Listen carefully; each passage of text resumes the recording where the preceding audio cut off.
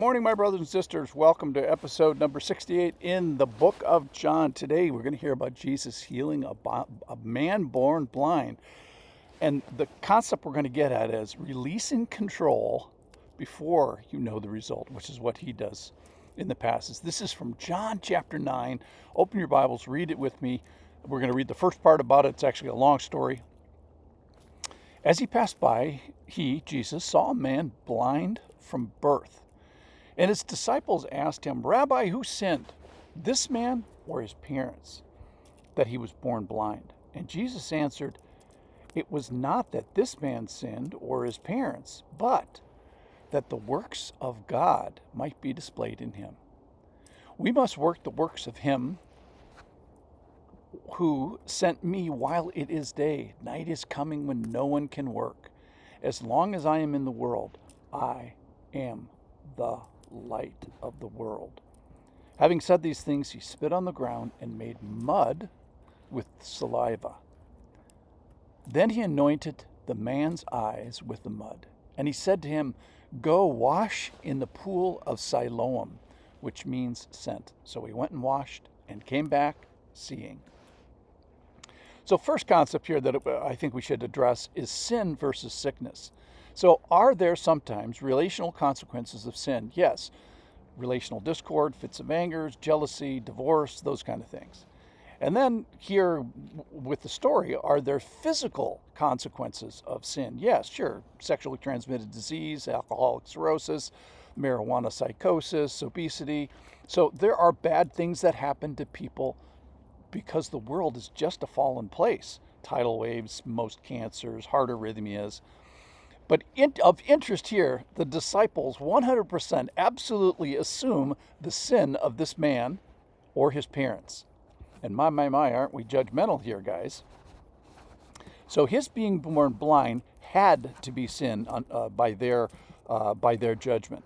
It assumes a worldview that is absent the sovereignty of God, that just we live in a fallen world and God is ultimately sovereign, and they kind of forget that. But Jesus declares, it was not that this man sinned or his parents, but that the works of God might be displayed in him. So that the purpose of this particular affliction is that the works of God might be displayed in this situation and in this person.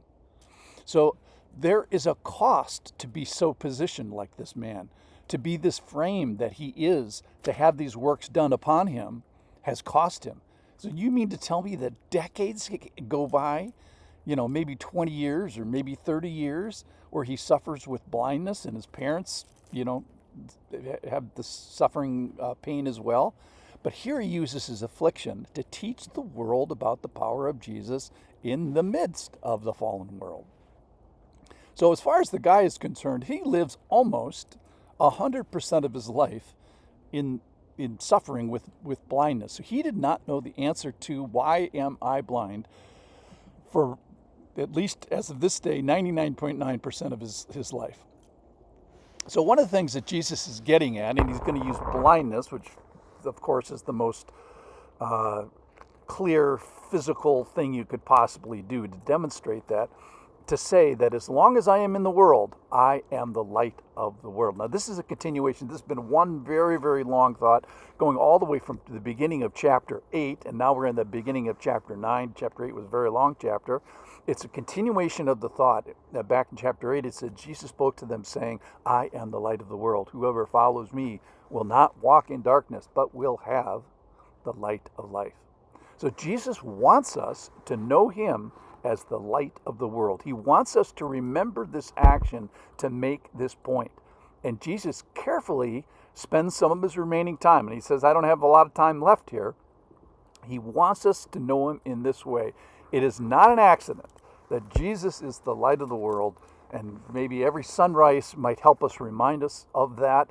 And it's in this concept, in chapter 8 and chapter 9 here, it's a new name for God. So we should be paying attention to new names for God because they're new realities that will never go away. When we get to heaven, we are going to be proclaiming, Jesus, you are the light of the world. So this is a concept we need to hold on to, a name of God that we need to hold on to. So there's this urgency he declares right at the beginning. A night is coming. We got to move this healing along.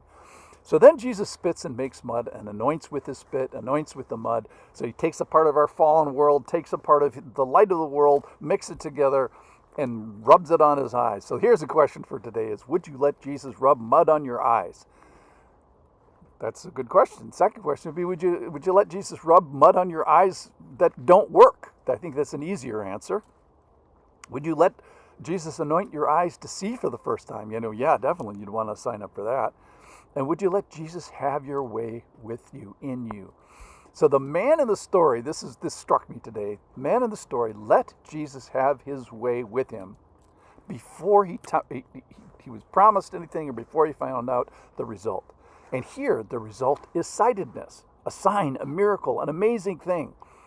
But many times in our life, it's not so much. And that's what faith is. Faith is trusting in the person of God before you see the promises of God come true. And many times, these earthly afflictions are only cured by heaven.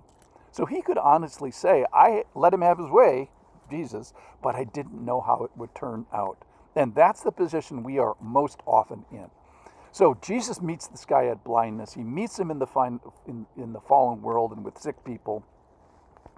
And our question is, will you trust in the person of God before you are guaranteed sight? So not everybody comes back healed or seeing or walking. And the teaching points of today is, there are bad things of this world, and they may have some purpose. They may create a platform for us. Bad things might clearly produce the works of God. A blind person is kind of necessary to give the sightedness that God talks about. And bad things feel probably like 99.9% patience and 1% presence and person of God. So will you say with me at the beginning of the story that Jesus, you are the light of the world? Why? Because he wants to be known by that. It's a new name for God, so we should pay attention. It's going to stick with us. And maybe kind of revel in it, bathe in the light. Give us light of understanding as to how you wish to be known as the light of the world. So would you be willing to have God display his works in you? What would you give to have the works of God displayed in you? Would you give up control? Would you give up your eyes, your spinal cord, your youth, your health, or your time? For today is about releasing control before you know the results. Thanks for listening. See you tomorrow.